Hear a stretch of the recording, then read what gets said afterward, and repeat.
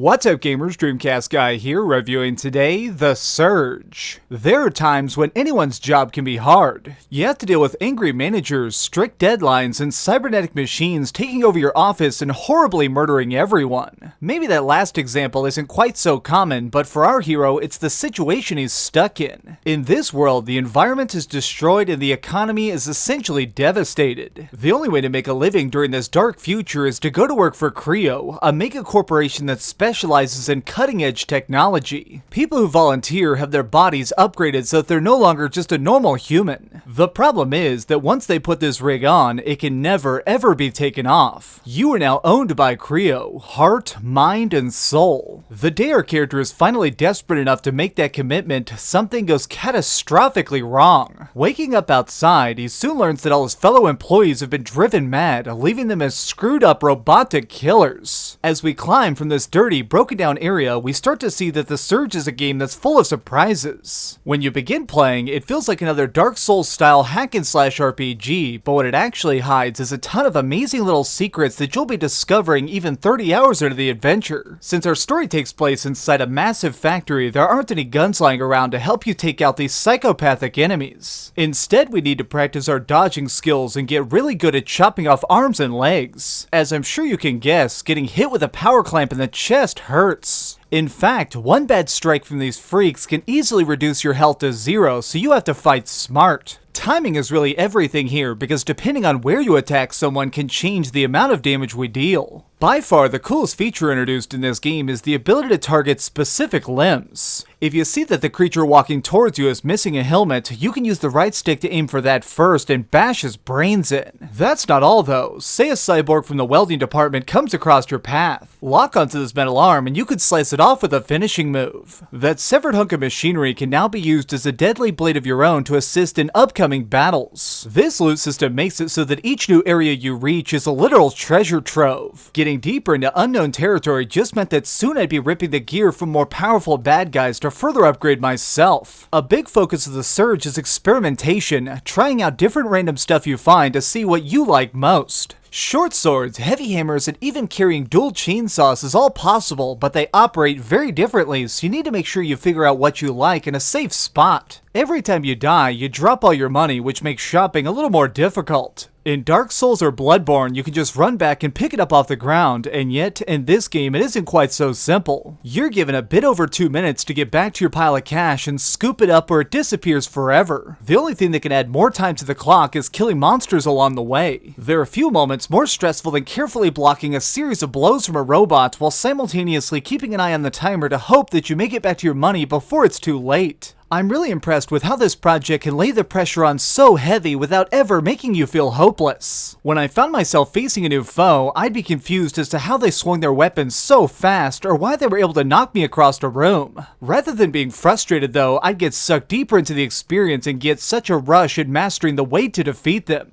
A robo-zombie that's wrecking you at the opening can be a silly weakling just an hour later. Part of the reason for this is the leveling system. Each chapter of the game has a med bay where you can combine spare items into gear to increase your strength and defense stats, and a terminal that can physically improve our hero. This gives him more health, more stamina, and more electrical energy, allowing you to equip bigger pieces of technology to your rig. No matter how powerful you grow, chances are you're still going to be completely demolished by the huge bosses. Each one of these mega mechanized titans are multi-phase encounters that take a lot of deaths to learn, but conquering them is epic. This does, however, bring me to the two biggest problems I have with The Surge. There are not nearly enough bosses overall. Where this game shines brightest is when you're struggling and barely winning against these large, malfunctioning creatures, and yet there's only a handful of them. The smaller foes are great, but nothing can quite compare to the times when I silently held my fists in the air in sheer amazement as I watched one of these giant enemies fall. The other issue I ran into is that the level layout can be far too simplistic. It's not that we're just trapped in straightforward hallways, the issue is a little more complicated than that. Each chapter of the story takes place in one environment. For example, a lab or some townhomes. These areas can kind of blend together because there's no signposts or landmarks. You're kind of just wandering around and trying to figure out what to do until you eventually get to the next pathway or elevator. At least once per zone, I said out loud, I have no freaking idea where I'm at because I'd forgotten how I'd got there. Without a map to guide us or some decent visual cues to lead you in the correct direction, you can spend a couple hours just running in circles. Strangely enough, this sense of being lost somehow added to my love of the story though. Finding random audio logs from other humans talking about how everything went bad, watching their friends being driven insane, or just hearing the raw panic in their voice as they realized that they might be next was amazing. You can also occasionally stumble on these flashy TV screens that have Creo executives speaking about how they consider us all part of one big family and they are extremely creepy. The fake smiles and cute buzzwords echo into empty rooms where all that's left is blood, guts, and machines. By the end of my mission, I despised Creo with every fiber of my existence and wanted to personally rip their entire organization to shreds with my bare hands. This is a plot that's well written and way darker than most projects will ever dare do. Okay, so we've heard some good and some bad, but let's over to the ratings board and put a big number on it. I am giving The Surge an 8